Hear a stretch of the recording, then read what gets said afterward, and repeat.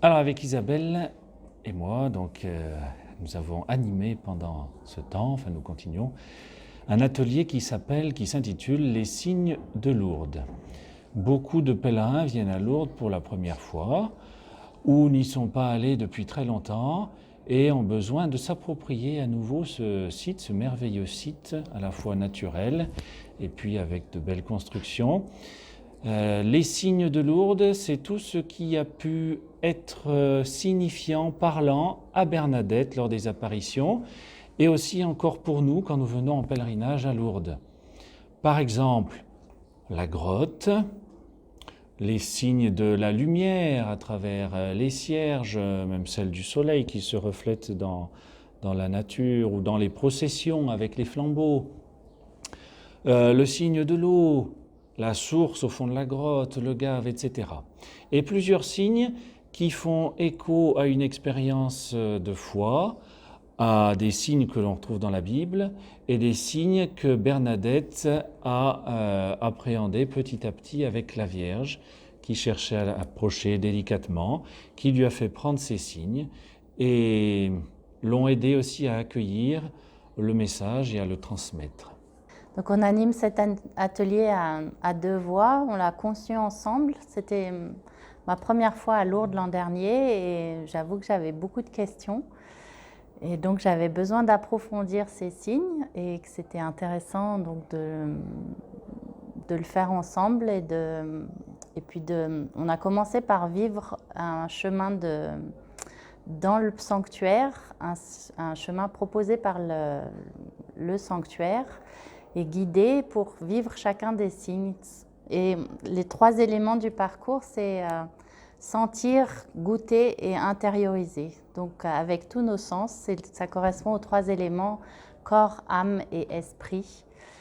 Donc sentir avec notre corps, goûter, c'est faire attention aux émotions, à ce que ça représente pour nous, donc avec notre âme, et essayer d'intérioriser, de laisser place à l'esprit, voilà, que ça parle à notre esprit. Et c'est un petit peu voilà, comment on a souhaité orienter cet atelier. Voilà, on a toujours privilégié des moments d'échange en petits groupes pour permettre ce partage des signes, de l'attention des uns aux autres, voilà, ce que chacun a pu vivre et ressentir. Et voilà, on a alterné ces moments en petits groupes et les moments en grands groupes. Et chacun a une perception différente en arrivant à Lourdes. Ça, c'est sûr. Et même en vivant les choses. On l'a vu hier avec l'expérience des piscines. Des gens qui l'ont très bien vécu, d'autres qui ont été surpris, qui étaient allés peut-être moins préparés, peut-être plus par curiosité, et qui après nous ont dit bah, je vais pas le vivre de la même façon. Voilà, qui ont très envie d'essayer, mais différemment après. Mais on voit vraiment les différences dans les perceptions sur les différentes choses.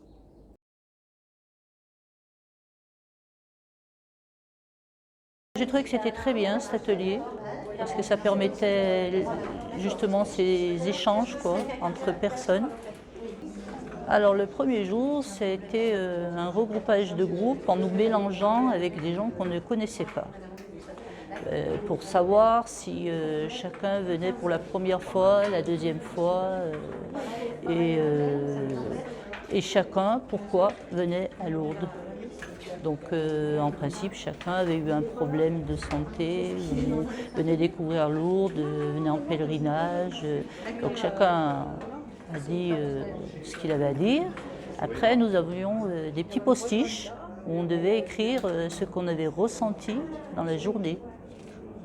Donc ça a été très émouvant dans mon groupe à moi.